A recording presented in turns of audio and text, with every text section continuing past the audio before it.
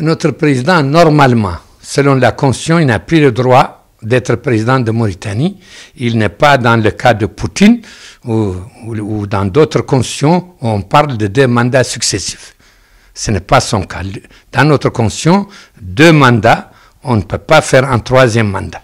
Mais vous savez, le respect des constitutions et le respect du peuple ici, ce n'est pas le propre des politiciens et surtout pas ceux qui nous gouvernent aujourd'hui. Seulement, lui, il est placé devant un problème. Il a 2 possibilités. Soit il fait un 3e mandat, soit il modifie la constitution pour d'un régime présidentiel à un régime parlementaire. Mais c'est un président qui n'aime pas porter un autre titre que celui de président. Alors, le 3e mandat, ce n'est pas le peuple qu'il craint, ce n'est pas la Constitution, c'est l'opinion internationale et surtout l'ancienne puissance coloniale. Est-ce qu'elle va lui donner le feu vert pour faire un 3e mandat, c'est-à-dire président, en maintenant le régime présidentiel, ou est-ce qu'elle va refuser? Si elle lui donne le feu vert, il va faire un 3e mandat sans tenir compte de la Constitution ni de l'opinion mauritanienne. Si maintenant il n'a pas le feu vert,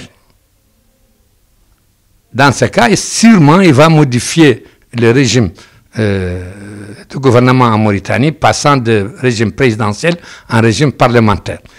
Entre parenthèses, je vous dis que c'est plus préférable pour lui d'ailleurs. Seulement, encore une fois, lui, il tient au titre de président.